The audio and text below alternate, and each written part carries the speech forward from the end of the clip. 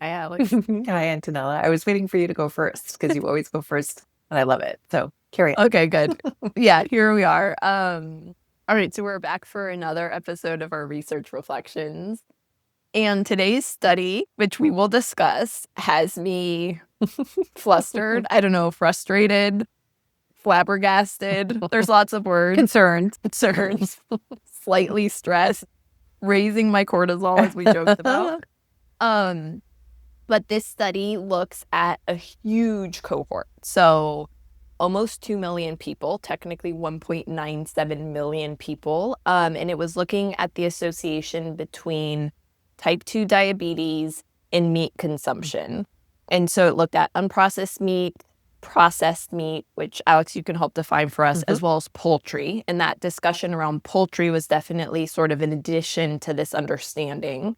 And because we have such a large population, it's hard to not see it, which is what has stressed me out. But we are trying to go forward with curiosity. Yes. So that's what we're looking at today. So Alex, if you want to walk us through more detail on what the study was looking at, Yeah. and then our conclusion. Yeah. And so, I mean, spoilers, the reason Antonella is a little bit concerned about this is because the conclusion of this study, which I'm going to describe in a moment, is that there is a link between meat intake and risk of type 2 diabetes. So let's set that aside and set the Mhm. scene. So this study, huge group of people, the way they managed to get all of these people into this observational study was through actually like I'm going to call it a consortium, which you actually see in different areas of research. In this particular scenario, it's called the Interconnect Project, where they take different cohorts from around the world and then they can take that information and group it together and then do analyses to come to particular conclusions. I'm always excited when I see that because we can get numbers like 1.5, 2 million people, which no one organization would ever have the funds to be able to fuel themselves, right? And so Mhm. a lot of the early cholesterol work and statin work and so on relied on that type of strategy as well. So it's pretty cool to see it in the nutrition sphere. So Yeah. they took a variety of different cohorts from around the world, which again is a benefit because it means we can generalize this to all of us, To the basically to the world. world, because we actually had different people. Now, despite its diversity, it still wasn't as diverse as it could have been, which we'll talk about a little bit later. But nonetheless, this is definitely moving in the right direction. So there were 31 cohorts, almost 2 million people from around the world, and they took a baseline measurement of like a meat intake assessment, basically. And then they followed them up over a 10-year period of time and basically counted how many people got diabetes. And then they adjusted for a number of factors so that they could see, is there a direct link or is there a link? If they could see if there was a link between that meat intake and the risk of developing diabetes. So, like you mentioned, three different groups of meat were looked at: unprocessed meat, processed meat, and then poultry. The unprocessed meat was defined as beef, pork, lamb, and veal. The processed meat were things like bacon, ham, sausage, and hot dogs. And the poultry was chicken, turkey, duck, and goose. That was kind of the definition there. So, a relatively robust inclusion of different types of Mhm. meats in those categories. The amount that was being sort of investigated, like how much per day in its potential link to diabetes, was actually pretty small, which again, it's if the amount had been huge, if it said something like 2 kilos of meat a day increases your risk of diabetes, you could go, well, sure, but no one's eating Yeah, that. who I'm eats not that? eating Right. that, right? Right. But we were Yeah. looking at pretty small amounts. So we were looking at 100 grams for the unprocessed meat and the poultry, and 50 grams for the processed meat. So that may not mean anything to you, but what that translates to approximately for the meat is like a small steak, or like a medium hamburger patty. And then for the Mhm. processed meat, the 50 grams of processed meat, that was like 2 or 3 slices of bacon or like a medium sausage. Those were the examples that they gave. And so I think all of us can imagine, all of us who are omnivores can imagine that that doesn't feel like an overwhelming amount of meat. So yes, so they looked at all versions of the diagnosis of diabetes, that the doctor or someone was on medication, or that an HbA1c number in the diabetic range as the diagnosis of diabetes. And then they looked at meat, and the conclusion was yes. So in terms of the results, yes, there was this link between the meat intake, whether it was processed, unprocessed, or poultry, and the risk of diabetes over the course of 10 years, which was the follow-up period. So overall, in those who ate processed meat at the amount that we talked about, that 100 grams, we saw an increased risk of 10% of diabetes. For processed meat at that 50-gram level per day, 15% increase. And for poultry, it was an 8% increase. So that was that in a very big nutshell was the situation, that for a reasonable amount of meat daily, we do see an increase in diabetes risk, Antonella. How do you feel about that? I have actually lots of Yeah. feelings, and we'll come back to it because I think, right, that's a really good practice to help, like, us having this conversation, I think is so valuable because I'm able to say, like, these are my feelings about this, and then also, like, try to practice that muscle of asking lots of questions, right? Like, previous to us recording, there were lots of questions between Alex and I, mostly mine directed at Alex, that were fueled by my feelings. But to be able to, like, have a space to bounce it off, it's also, I think, like, putting that critical thinking cap on, and just, like, knowing that, like, how I feel about something doesn't actually change the data, and that, like, that sort of discomfort, I think, is okay. Like, I think that's just has to be okay.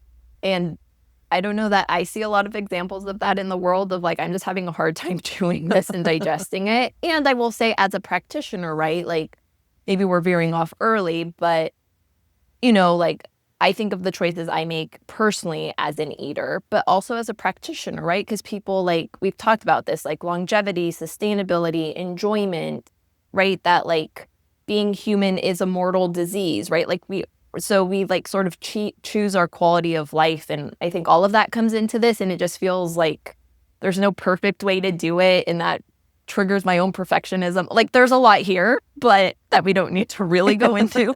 But also, like, when you're guiding people and you want to be healthy and you want to maintain that, like, there are places, like, where this falls into tension. Like, I think of, like, getting sufficient protein, like we saw in the last discussion, right? Like, protein and lean protein was so important to healthy aging. So then how does that mesh with this knowledge? And sort of, it's just like those ongoing questions that we're always trying to get better answers to, that is such a process rather than a destination. So yeah, that's how I'm feeling right at this moment.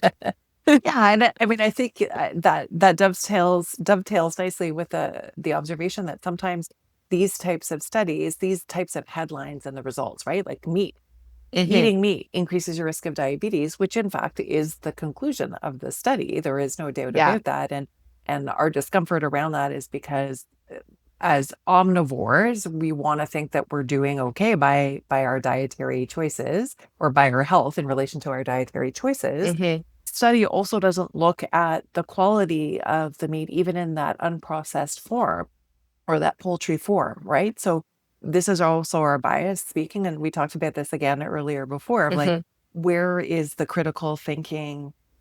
Where does that hit with the, like, the bias? And are we asking questions because we're trying to confirm our bias, or because we want to be critical thinkers? And so when we think about, well, with the poultry, they don't define, poultry is all lumped together, right? So a deep fried chicken burger or chicken nugget would be classified as the same as like a broiled skinless chicken breast, right? And so those are both chicken. They would both qualify.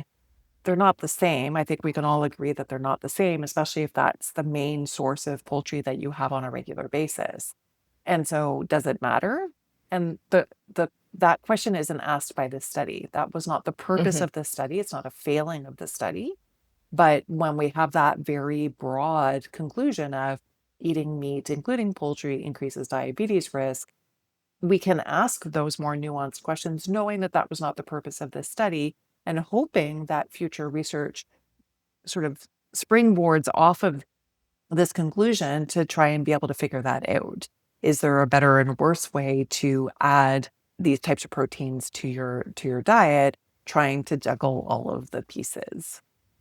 Yeah, totally. And then what we also learned, I think, was in the substitution analysis, which keeps coming up again and again. It really is a theme that we saw that replacing processed meat with unprocessed meat reduced type 2 diabetes risk by 7%. So again, there's like a benefit in that regard of a hierarchy, let's say, right? That unprocessed meat still lives being better than processed meat. And that replacing processed meat with poultry also reduced that risk by 10%. And there was really no benefit to subbing in unprocessed meat for poultry. Right. Those guys were sort of the same. Yeah. Same story, but really that replacement of the processed meat, which I don't think is a new idea, but that was definitely reinforced and reiterated that there's a hierarchy there.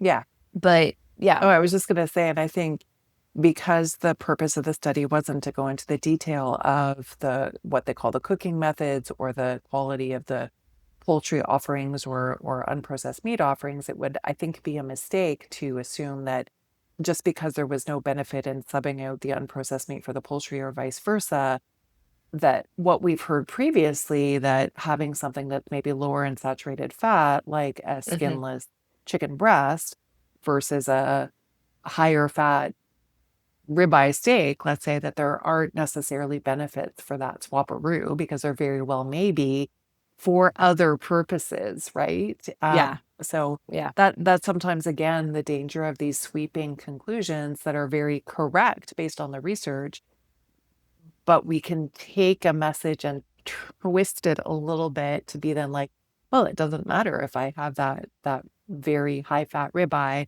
instead of the chicken breast. They're the same. There's no benefit there. Yeah. But we're working with what we got here.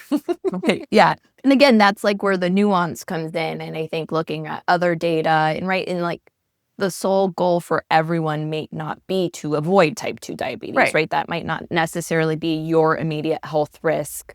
So I think there's also that, like, is this the population that sort of best represents me? Or I actually have like really high cholesterol, and avoiding, a primary cardiovascular event is more the population that looks like me, or I have a very strong family history of Alzheimer's or dementia, right? Like everyone sort of, I think, actually has a different flavor. Yeah. And so, yeah, I think like the conclusions were accurate on this headline. We really like that it was such a large population. But I think for both of us, maybe our strongest criticism was that the continent of Africa was actually left out of the international cohort. And we did a little, or Alex, I shouldn't say we, Alex did a little bit more digging, and that like it is actually part of that consortium, but the data collection had just started very recently. So we didn't actually have enough like real-time data, or they didn't have enough real-time data to include countries from Africa. But it was interesting that Africa actually has the highest global burden of diabetes. So I think this is sort of like a stay tuned, lots of learning, because the more we look at a population that has such a high global burden, it might bring insights as to the why, right? Like this study doesn't answer why, it just says that it is associated. There's lots of ongoing questions around the why aspect of things. Definitely. And so from the beginning, where we were saying one of the advantage of using these types of this consortiums or projects where they're pulling from cohorts across the globe is that you do get inherently a more diverse general population being pulled from. And in this instance, they specifically noted that the burden of diabetes in Africa is higher, and yet there were not any African countries included, which was just such a shame. So again, yes, we just hope that these things, this is the nature of research, that you start here, you have a conclusion, you confirm that conclusion, and then you just kind of stack on top of that, getting ever closer to answering certain types of questions. And there are many, many different questions to have here, right? Whether it's why is this going on, and do different meat presentations have different impacts? Lots of questions that we just asked, let alone I'm sure what the researchers have come up with. But what a big study like this allows for is that curiosity has taken hold, and that it tells us that there's a reason to be curious. Yeah. Yeah, absolutely. And I think we wanted to end it with just talking about how that can affect our clinical practice, because part of our goal with this work, other than continuing to sharpen our critical appraisal skills, is to think about how this impacts how we talk about the patients that are in our clinics, right? And so we had a couple things that were at least starting takeaway points for us. Totally. Yeah. I mean, I think for me, like even just bringing that example of like we looked at healthy aging, we look at the role of saturated fat. I think of like avoiding sarcopenia as in those older decades, right? Like protein actually is super important. And sometimes for people, right, like exclusively plant based may not be possible, or just fish, right? Like I often am wondering, like in landlocked states, is fish really our go to protein? There seems to be like rasking a lot of the Yeah. global food chain Yeah. in order to meet those goals. And so I think there's still principles to think through there. And like we're definitely still plant forward as always, pretty much. But I think, Alex, you brought up a really good point around like keto and low carb as a management technique for blood sugar and diabetes. And I think if anything, this pokes a hole in that argument, like very strongly, that we should maybe be very cautious around that. Yeah, and it's one of the reasons it would be great to see this work continue, looking at within unprocessed and within poultry. Is there variability there even, right? These maybe Yeah. a variety of other analyses done so that we could feel more confident in saying, yes, when we're doing these lean proteins that look a certain way, we can actually bridge that gap between not increasing the risk of diabetes and actually helping to control the dysglycemia in our pre-diabetics, or these populations that are leaning more towards these higher protein diets in an effort to control their blood sugar, right? Yeah. And we just, I think it does put a little bit more caution in my, put more caution. It does put, it does make me more cautious to have those conversations, because this information, at least as it stands on the surface, is really clear. And so maybe we feel more comfortable looking at the higher quality pieces, but we don't know that that makes the difference, because again, this study wasn't fueled to like ask those questions. It was about the link, Yeah. not the why. And so it's entirely possible that all meat and poultry does increase the risk. We can't assume Right. that all of the things we just said, like, oh, well, I bet you a chicken nugget's more of a problem than a broiled skinless chicken breast. Chicken breast. Maybe not. Maybe they're all a problem, and we don't know that. And so it behooves us to be cautious when we're having these conversations with our patients, because we have this information. Yeah, and I also see just the importance of like one that like value-based decision. I think that's a term we turn around, but right, like it's different, I think, to talk to a practitioner who holds like enough level of curiosity that you can sort of like navigate like what are my needs, what are my health risks, what are my values, like what is the positive, what is the negative. And then like I always tell patients like it's like eyes wide open, right? Like it's eyes wide open choices. I think if we go forward and we sort of like, I don't know if the term is pick your poison, because that feels like quite It's a strong, bit right? But like dramatic. if we, yeah, like a bit dramatic.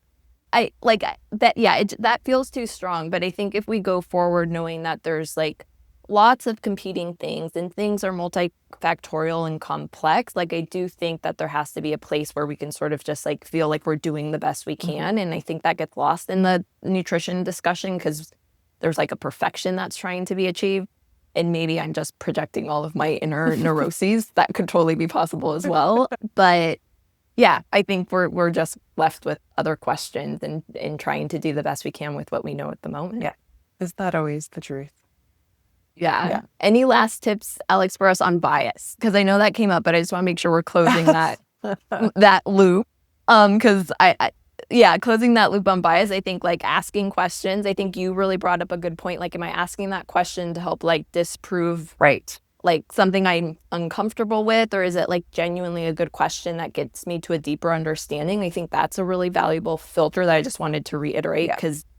But any other tips or? I don't think so, other than bringing in one completely new piece of information, which was looked at in the study, which was around BMI, which is always a, uh, Mm-hmm. nuanced conversation to have. And because there's a correlation between higher BMI and risk of diabetes, one of the conversations, and probably a conversation about bias to some degree, was, well, is that where this is coming from? Because there's also a Mm-hmm. correlation between meat intake and higher BMI. And we're not, notice I'm not saying a causal link. So there's conversations about that, but they were able to discern that. They were able to say that, yes, we know that there's this link between, or this correlation between BMI and diabetes, and there's this link between meat and BMI, but actually meat has its own relationship with diabetes. So yes, if you have higher meat intake and higher BMI, the risk is greater than if you just have one or the other, but they're independent correlations as well. So Mm-hmm. I think sometimes we can make assumptions. And I think going back to your question, well, it's like, well, if I happen to know that increased meat intake, higher BMI, well, I'm going to just say that it's the higher BMI relationship with the diabetes this is all about. So the meat is safe, Yeah. so to speak. And Right. so those are questions and things we look for in studies to not only help us understand the science, but also trust the study more, right? Because they were Mm-hmm. like, Mm-hmm. we are also asking that question, and here's how we navigated that. And we felt pretty comfortable with the way that they navigated that overall. So that was a bit of an aside to come back and say bias can take lots of forms in how we read research, and with the existing information we have, what we think may be happening, always having to remind ourselves that sometimes a study needs to ask those questions and doesn't. Sometimes it needs to ask those questions and does. And sometimes it's not asking a question for good reason, because that's not what it was meant to do. And we can't be mad at it for not asking that question. Yeah, then it just Yeah. leads to another question that's going to be for another study Yeah. group down the Yeah. line. Yeah, and I think another way of saying this is, right, like just knowing where there's questions and not answers, like being really clear and transparent with that, right? Where it's like there's something here, but there's an independent relationship. We don't know what it is because it wasn't our question, but that's okay. Yeah. But our brains like certainty and answers. Yeah. Yeah. So, I yeah. I sometimes think that's the risk of being a curious mind, right? You're like, well, I can think of lots of reasons why that might be, and I'm going to share them. And it's like, well, but you've just made that up. Yeah, totally. And that's So, speaking of me. totally. Yeah. So here we are, like trying to live the questions as uncomfortable as it is. But I think that probably brings us to the end I of think meat and so. type 2 diabetes. Yeah. All right. We'll see you all later. Thanks, Antonella. Bye. Bye.